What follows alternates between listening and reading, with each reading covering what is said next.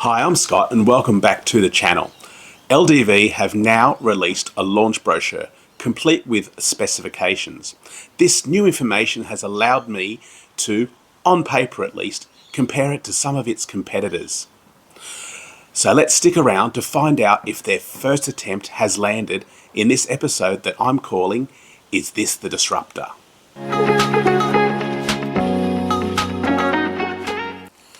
Following on from my recent video about the planned LDV launch of a brand new turnkey campervan into our market, and if you haven't seen that video, maybe you should click on the link up here. For this comparison though, we'll stick just to campervans. I've chosen 4 here with similar packaging, one for its price, one as its direct comparison being based on the same Deliver 9 van, and 2 Viet based models as they're respectively the entry level models and they've been recently updated. So let's get to it. Returning to our reason for this video, here's a refresher on the Deliver 9 camper. China wants into the RV boom in Australia, and even though they've arrived late, they're bringing all the presents to the party. So they're launching a very well specified on paper van at a very affordable price. And as you can see on the screen, there's some notable highlights, being a already installed diesel heater, an electric step, a forward-facing dinette with seat belts. There's no LPG, it's a fully electric interior, and it's a modern vehicle with all the obligatory airbags and driver aids you could need. And here's a look at Jayco's JRV Lite RM19-3. It was launched in 2025 and it seems to be a no-frills, back-to-basics van, essentially for the van lifer crowd, but it would obviously have the broad Jayco dealer network behind it, and it would be a known quantity. A slightly left of field addition here is the LDV camper, built in Geelong by Achtung Campers.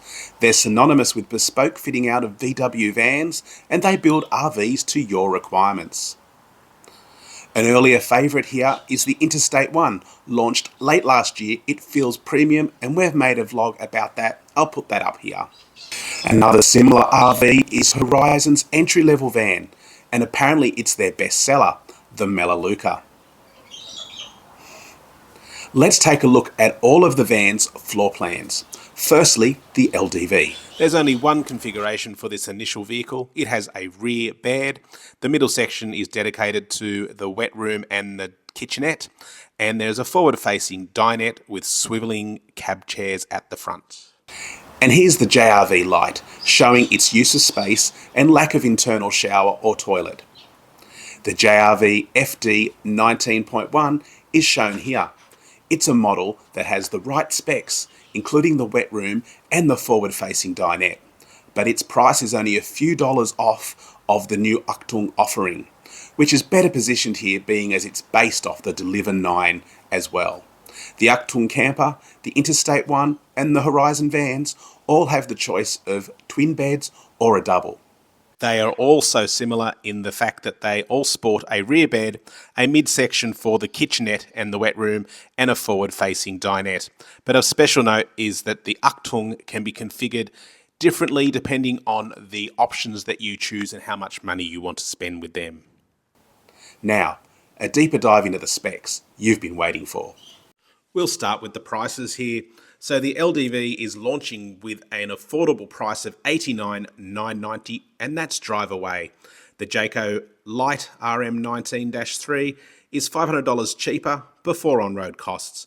Now we've turned all of these into a Victorian drive away price, so therefore the Jayco becomes just smidge over $93,500, making it roughly $4,000 dearer than the LDV campervan. Next up, the Achtung camper. Again, Victorian drive away would be $137,000 or a smidge over once it has been specified up to a similar level as the LDV van, making it $47,000 dearer.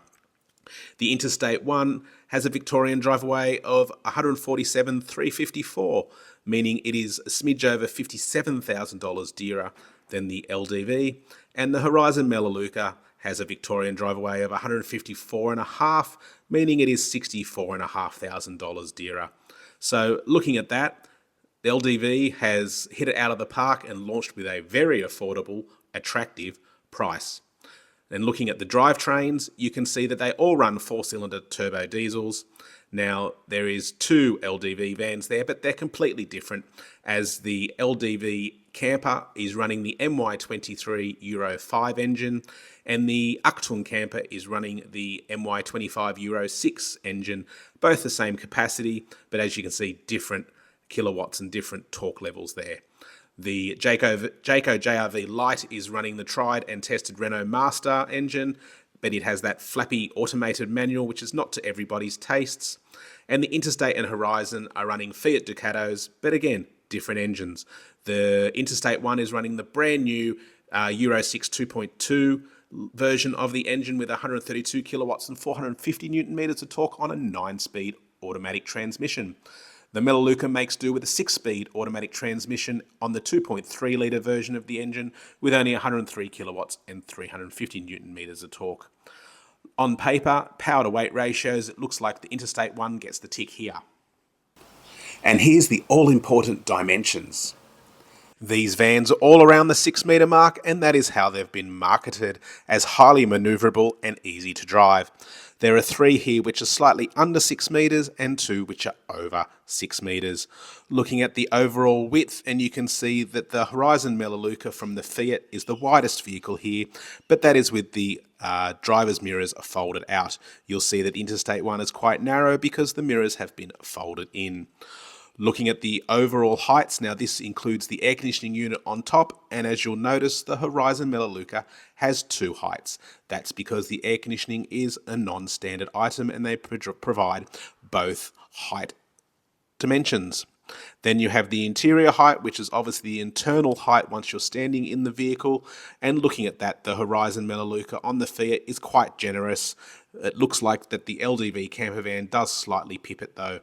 And then the interior length, looking at that, the Jayco is going to get the tick here because it is the longest interior length going round. And we can't miss out on the necessary capacities either. You'll see there's quite a few figures here on the screen, and I invite you to pause and read it for yourself. But I'm just going to cherry pick a few here, and you can see that of the GVMs, the Fiat-based ones are the highest here, but the LDV ones are right up there. And same as with the payloads, the Fiat-based ones have the highest based payload, but looking at both LDV vans, the Achtung and the LDV Camper, they're right up there and match them as well. Looking at all of the tanks, and you would say the general consensus for fuel is around the 90 to 100 litres, but water tanks is where it slightly differs here. So the LDV van has a like-for-like 100-litre freshwater tank and a 100-litre grey water tank.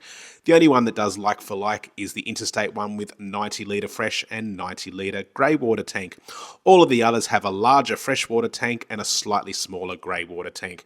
The lowest or the worst one here being the Jayco Lite with 60-litre fresh and only 45-litre grey. Generally, they all run a similar solar array. They all run around a 200 watt, I should say, solar panel on the roof. The only one that falls foul of this would be the Horizon Melaleuca, as solar power is an optional extra, but they do include an Anderson plug, so they acknowledge that they can use the DC to DC inverter to charge up the battery. You just have to provide your own solar panels. Again, house batteries, looking at them, generally it's a 200, either 2 by 100 amp hour lithium or a 200 amp hour lithium battery. But you can see that both LDV vans, the Achtung and the factory-based model, run a 2.56 kilowatt hour lithium battery. It's just a different way of noting the storage. When you do a conversion algorithm, you'll find that it is roughly 213 amp hour battery or the equivalent thereof. So looking at all these figures, it's safe to say that LDV has done enough to carry their weight here, and I'd give them the tick for that. Now, when it comes to cabin comfort, it's all important to make note that I've ticked some of the option boxes on the Achtung van. They do have an extensive list of options, and it could very easily cost thousands more. I've just brought their van up to a similar spec to the factory LDV.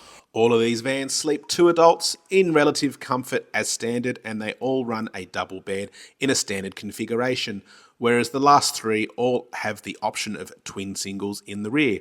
Now, when it comes to extra seats and carrying capacity.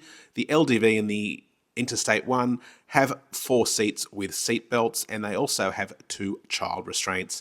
The others have varying capabilities depending on their layout and their specifications. Now, the Jayco is the only one here with fixed cab seats, and the remaining 4 all have swiveling seats, so you'll be able to face your habitat and make it more relatively comfortable. Again, the Jayco doesn't have a bathroom, the others do. The Achtung throws in a composting toilet, as they like to live on the off-grid edge of kind of things. When it comes to hot water services, you have a variety here. You have diesel, you have LPG only, and you have gas electric. You also have gas stoves in use here, and 2 of them run induction stoves. They all run a microwave, and they all run a fridge of varying capacities and sizes, and even compressor units. And they all have an awning on the outside. Moving on to the second page of cabin comfort, and again, this is where things change. Because 2 of them run induction stoves, they have no LPG bottle at all. The Jayco runs 1 LPG bottle of 4 kilos, and the other 2 both run twin 4 kilo bottles. They all, as standards, have integrated window screens and block-out blinds on all of their double-glazed windows. And then you have varying degrees of fly screen openings to the sides. So the LDV camper will have a slide fly screen and nothing on the barn doors. The Jayco only has a fly screen on the barn doors. The Achtung camper has both, as I have specified that in the options. And again, the Interstate and Horizon, they are optional extras. When it comes to comfort for heating, the LDV has a standard diesel heater, and I have standardized the diesel heater in the Achtung again for specification parity. The other 3, I should say, have no heating unless it's an optional extra. They all run air conditioning, or they can. The Horizon, as I have mentioned, has an optional air conditioner. And they all obviously have side steps, but there is a variety here, being manual on the JRV light and electric on the other 4. Lighting is a different scenario. Some run down lights, again LEDs. Majority of them seem to have reading lamps, and the LDV also has ambient strip lighting inside.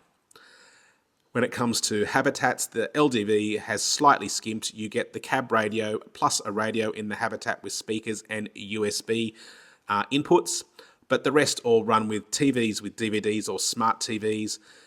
And again, it's something that you don't necessarily need depending on who you talk to, and it's nice to have, but LDV have decided they're not running with one.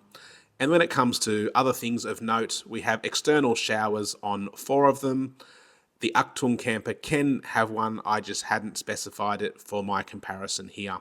And the Horizon, as it misses out on air conditioning as standard, does actually have Sirocco fans above the bed. So looking at all these creature cabin comforts, it looks like the LDV again has hit it out of the park. What do you think? Tell me what your thoughts are below. Comments. On paper, this newly released van is very affordable, has quite a bit of kit compared to the models selected here, and costs tens of thousands more. Being as the first batch of 30 or so launch vehicles have been spoken for, it's a fair chance you'll be looking at the Series 2, which is expected to gain the MY25 Euro 6 compliance engine, the same one that's in the Achtung camper. It's the only RV with factory fit and finish, a turnkey solution decked out with everything you'll need for a getaway. It's ready to go straight off the showroom floor. If they keep their pricing right and the practicality and comfort are right, then there's no doubt it's a market disruptor. So there you go, there's my deep dive into the LDV Deliver 9 campervan now that they've released some specifications. And as you can see, I think it stands up well. What do you think? How about you leave some comments below? And don't forget, as always, click like and subscribe, and I'll see you soon.